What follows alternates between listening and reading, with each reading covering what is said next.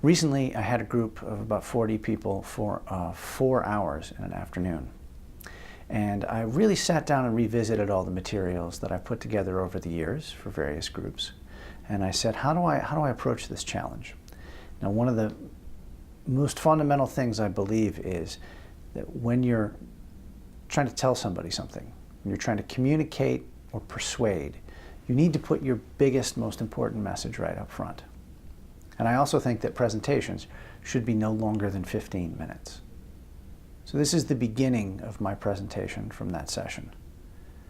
Because unless I'm a hypocrite, it meant that I had to put everything I had of value, all the most important stuff, into 15 minutes and tell people everything they needed to know about communications and about writing in 15 minutes. So I did. And this is the result. And the most important thing I have to tell you is this. You know those really nice drapes your aunt bought for you that you just put up in the living room? Yeah, well, they're on fire. And so's the rest of your house. Don't do that. Always start with the most important thing. Not only do you not know how long you'll have someone's attention, but the thing you start with frames everything else. If you start with something that's not important or irrelevant, it becomes much harder to get your point across. You are asking for more brain power from your reader or listener, and your job is to make it easier. Communication is hard enough already. So what about presentations like this one? Now, the most important thing I can tell you about presentations is that I believe they should be no longer than 15 minutes plus Q&A time, which means, unless I'm some kind of hypocrite, I kind of have to tell you everything you need to know about writing and persuasive communications in 15 minutes. So here we go. The world is filled with other people. And if you want to get anything done at scale, you've got two choices. You can try and force people, which is expensive and always backfires, or you can persuade them. And the way you persuade people is you give them a message. You tell them something. This can be in any form, but all persuasive messages are crafted. And the best way to craft them is to write them. And almost every message that's made a real impact on you or me was first written down. Just like everything that's ever been made was once a sketch. Every piece of communication in the history of the world works like this. There is an audience, even if you're talking to yourself. There is something that you want that audience to do, and there is a message. If there's no action, there's no point to the message. And the quality of the message is how well it gets the audience to take action. This is as true of passing exchanges in a hallway as it is of emails, as it is of advertisements, sitcoms, novels, movies, great works of art. And if you're stuck on any piece of communication, the answer is always to refine or redefine one of these three. Maybe my desired action is not to get someone to buy, but to get them to sign up for a free trial, knowing that they will buy later when they see how good it is. And of course, the problem, capital P, with communication is that we live in an attention deficit disorder of an age. We are literally the most messaged humans in history. Because nobody has enough attention, when you do manage to get some of it, you have to deliver your goods as quickly as possible. So one way to think about the clarity of your message is it's inversely proportional to the number of words you use. The longer you take, the more likely you are to lose your audience. An email is only as good as its subject line. A thriller is only as good as its first chapter. A TV show is only as good as its pilot episode. Because if that doesn't work, nobody's going any farther. And that's terrifying, but there it is. For getting things done, you have to have a point and make it. Or, as a Hungarian proverb that a copywriter named Luke Sullivan made up says, tell the truth and run. The goal of your writing and messaging is to pack as much meaning into as little of your audience's attention as possible. Use each word like you were paying for it. And I don't mean out of someone else's budget. I mean out of your own pocket. Because your audience is paying with their time and attention. This is exactly backwards from what we are taught in school. Remember the 10-page essay where if you didn't write 10 pages, you'd have points deducted? That's exactly backwards. You should get a higher score the fewer pages you can use and get the entire message across. Nobody really cares about grammar until you waste their time. Then they start looking for reasons to justify why they hate your writing. In fact, grammar isn't even a good way to teach writing. it's just easy to grade. It is a great tool for studying and comparing languages, but not, I'm afraid, for teaching the practical skill of writing. Every message uses one or more of three fundamental appeals: logos, ethos, and pathos, or if your ancient Greek is a little rusty, logic, credibility, and emotion. So if I tell you that a giant meteor is going to strike the earth and kill all of us, I don't quite pull it off, right? It is an emotional appeal to fear, but if I say, hey, notice how it got really dark all of a sudden, and you look out the window and it's just gotten dark, I've used logic to become more persuasive. And then if I say, I work for NASA, now you're really worried. The more of these appeals you can get working at the same time in your message, the better off you are. One of the reasons why the world is so crazy right now is that we have a problem with credibility, ethos, authority, whatever you want to call it. Is there one person or one worldview that everybody trusts? One person who could say, wait a minute, come on, this is crazy. So there are 6 fundamental forms of writing: story, analogy, argument, instructions, dialogue, and summary. And you can use any one of these forms inside another one. I can tell you a story as a dialogue between two people. A fable is a story inside an analogy. The best parts of Shakespeare are characters making arguments by having a dialogue with themselves. To be or not to be, and on and on. Don't bend your brain. It's turtles all the way down.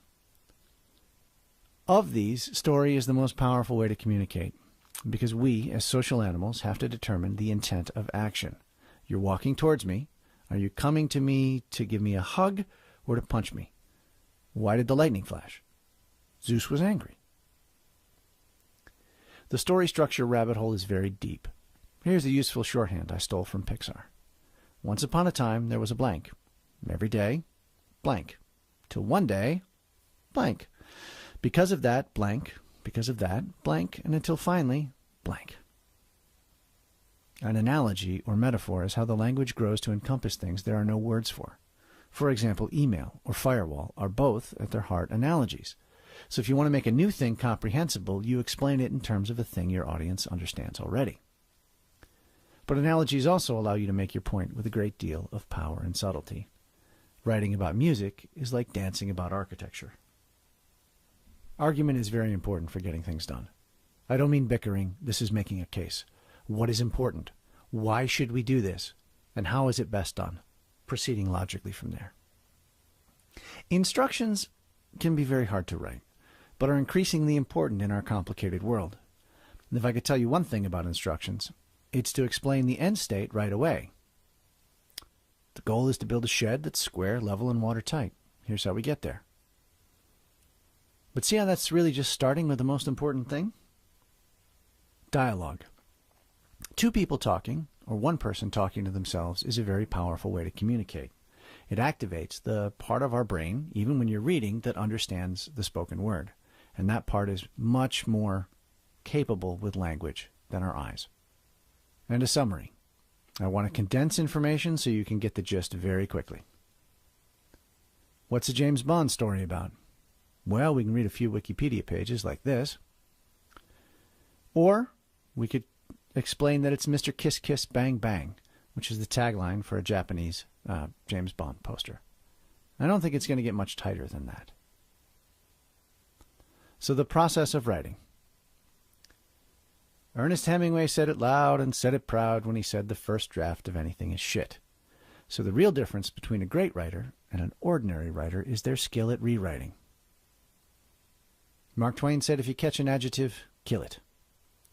Stephen King said revising down to the bare essentials is always a little like murdering children, but it must be done.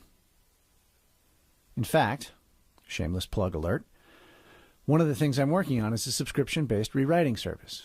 You send some words in, and then you get them back edited and proofed the next business day. Now, there's no guarantee that you're going to like what you wrote.